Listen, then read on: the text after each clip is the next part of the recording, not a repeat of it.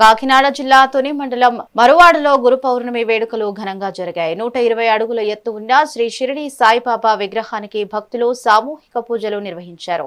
ఉదయం నుంచే వివిధ ప్రాంతాల నుంచి భారీగా తరలివచ్చిన భక్తులు బాబాను దర్శించుకుని తీర్థ ప్రసాదాలు స్వీకరించారు.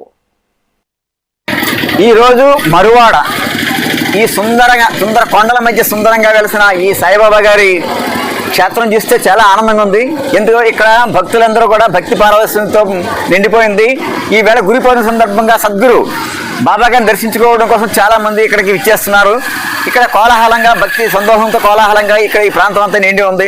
చూడండి, చుట్టూ కొండలు ఎటు చూసినా ప్రకృతి రమణీయతో ప్రకృతితో ముడిపడిన ఆలయాన్ని ప్రతి ఒక్కరు దర్శించుకుంటే భక్తితో పాటు ప్రకృతిని ఆరాధించే భావన కూడా మన భారతీయ సంస్కృతిలో ప్రకృతిని ఆరాధించడం భాగం.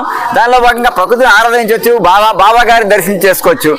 దయచేసి అందరూ కూడా ఈ గురు పౌర్ణమిని ఘనంగా వేడుకలు ఘనంగా జరుపుకోవాలని మనసా వాచ కోరుతూ ధన్యవాదాలు. ఈరోజు మరువాడ